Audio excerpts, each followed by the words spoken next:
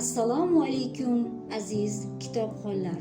Sizlar uchun Qirg'iziston xalq yozuvchisi, davlat va jamoat arbobi Chingiz Aytmatovning birinchi muallim qissasi haqida ma'lumot bermoqchiman. Birinchi muallim Chingiz Aytmatov qalamiga mansub qissa. Ilk bor 1961-yil qirg'iz tilida chop etilgan. Qissa dastlab xalq muallimi haqida ballada deb nomlangan.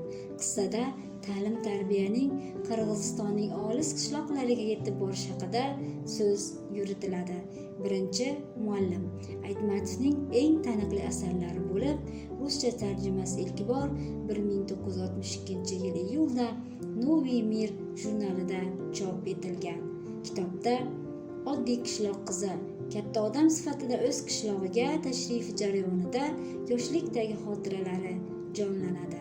Oltinoy Sulaymonova yosh qizchaning shinelkiga muallim bergan bilimlari, qizchani adolatsizliklarni asrashga urinishlari va o'qib ta'lim-tarbiya olishi, bilim olishi uchun poyezdga chiqarib kuzatayotib, "Eson omon bo'l, oq yo'l senga, baxting ochilsin chirog'im, hech nimadan qo'rqma, dadil qadam bos" degan mehrli so'zlari hamon yodida qolgan. Ovul ustidagi tepalikda ikki katta terak, Dushenning maktabi, yozuvchi kitobxonning xotirasiga o'tkir muhrlanadi. Hurmatli kitobxon, siz mutolaa vaqtida qahramonning fidokorligiga guvoh bo'lasiz. Qishloq hayoti qiyinchiliklarga qaramasdan bolalarni o'qitishni maqsad qilgan.